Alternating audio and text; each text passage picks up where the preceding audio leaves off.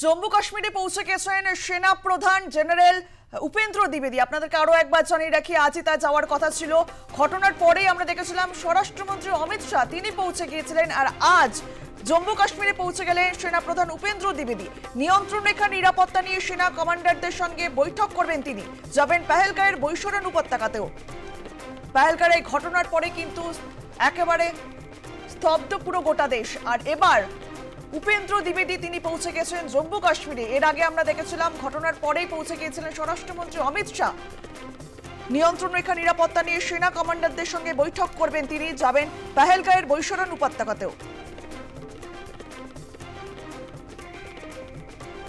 মঙ্গলবার পেহেলগাঁওয়ের বৈশরণ উপত্যকায় জঙ্গিদের হামলায় নিহত হন বহু পর্যটক। ওই ঘটনার পরেই সেখানে গিয়েছিলেন কেন্দ্রীয় স্বরাষ্ট্রমন্ত্রী অমিত শাহ। সেখানকার পরিস্থিতি খতিয়ে দেখে এসেছেন তিনি। আর এবার কাশ্মীরে সেনা প্রধান উপেন্দ্র দ্বিবেদী উপত্যকার বর্তমান পরিস্থিতি সম্পর্কে সেনা কমান্ডারদের সঙ্গে বৈঠক করবেন তিনি। উপত্যকা এবং নিয়ন্ত্রণ রেখার জঙ্গিদের মোকাবিলায় কি কি পদক্ষেপ করা হচ্ছে সে ব্যাপারেও খোঁজ খবর নেওয়ার কথা রয়েছে সেনা প্রধানের। নিরাপত্তা খতিয়ে দেখতেই আজ জম্মু কাশ্মীরে সেনা প্রধান উপেন্দ্র দ্বিবেদী। টেলিফোনে রয়েছে আমাদের সঙ্গে আমাদের প্রতিনিধি সুচারু মিত্র। সুচারু, জম্মু কাশ্মীরে পৌঁছে গেছেন সেনা প্রধান উপেন্দ্র দ্বিবেদী। নিয়ন্ত্রণ রেখা নিরাপত্তা নিয়ে সেনা কমান্ডারদের সঙ্গে বৈঠক করবেন তিনি। অত্যন্ত তাৎপর্যপূর্ণ এই বৈঠক। সুচারু, দেখো, অত্যন্ত গুরুত্বপূর্ণ এবং জম্মু কাশ্মীরের এই মুহূর্তে যে সংবেদনশীল বা স্পর্শকাতর পরিস্থিতি, সেই পরিস্থিতিতে উপেন্দ্র দ্বিবেদী ভারতীয় সেনা প্রধান তিনি জম্মু কাশ্মীর সীমান্তে পৌঁছে গেছেন। দেখো, এখন ভারতের যে অবস্থা, এই মুহূর্তে কিন্তু কোনো ইনসার্জি অপারেশন কাজ দেবে না, বড়সড় অ্যাটাক দরকার। বিশেষজ্ঞরা তাই বলছেন, প্রাক্তন সেনাকর্তারাও তাই বলছেন যে উচিত শিক্ষা যদি দিতে হয় তাহলে আইএসআই হেডকোয়ার্টারের উপর আক্রমণ আনতে হবে। ফলে এই মুহূর্তে যে ডিপ রুটেড সিচুয়েশন, সেই সিচুয়েশনের মধ্যে উপেন্দ্র দ্বিবেদী তিনি পৌঁছে গেলেন এবং আজকে আর্মড ফোর্সের সঙ্গেও তার বৈঠক রয়েছে।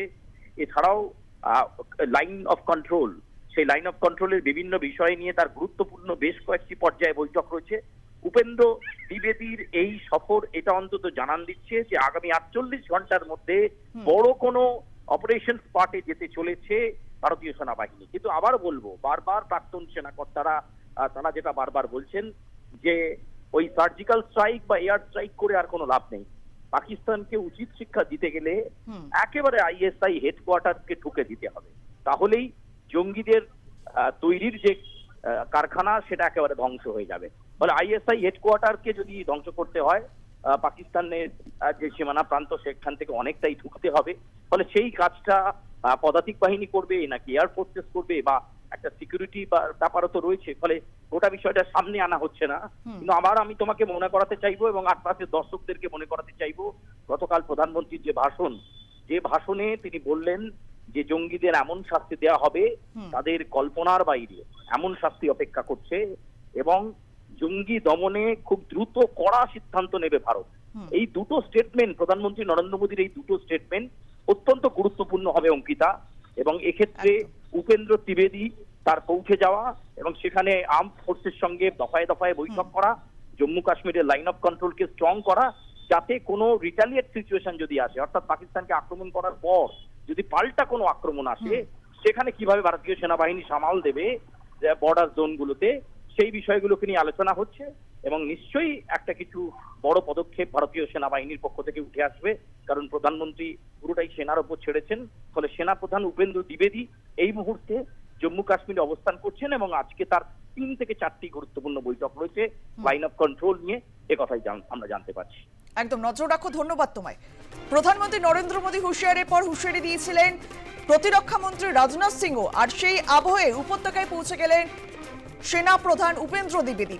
পেহেলগাঁওয়ে হামলার সঙ্গে যারাই জড়িত তাদের কড়া শাস্তি দেওয়া হবে বলে ইতিমধ্যেই হুঁশিয়ারি দিয়েছিলেন প্রধানমন্ত্রী নরেন্দ্র মোদী। তিনি বলেন, যে সমস্ত সন্ত্রাসবাদী এই হামলা ঘটিয়েছে এবং যারা এই হামলার ষড়যন্ত্র করেছে তারা এমন শাস্তি পাবে যা তাদের কল্পনারও অতীত। হুঁশিয়ারি দিয়েছেন প্রতিরক্ষা মন্ত্রী রাজনাথ সিংহ। আর তারই মাঝে কিন্তু এই আবহেই পৌঁছে গেলেন জম্মু কাশ্মীরে সেনাপ্রধান উপেন্দ্র দ্বিবেদী। নিয়ন্ত্রণ রেখা নিরাপত্তা নিয়ে সেনা কমান্ডারদের সঙ্গে বৈঠক করবেন তিনি। আর এই বৈঠক অত্যন্ত তাৎপর্যপূর্ণ একটি বৈঠক হতে চলেছে।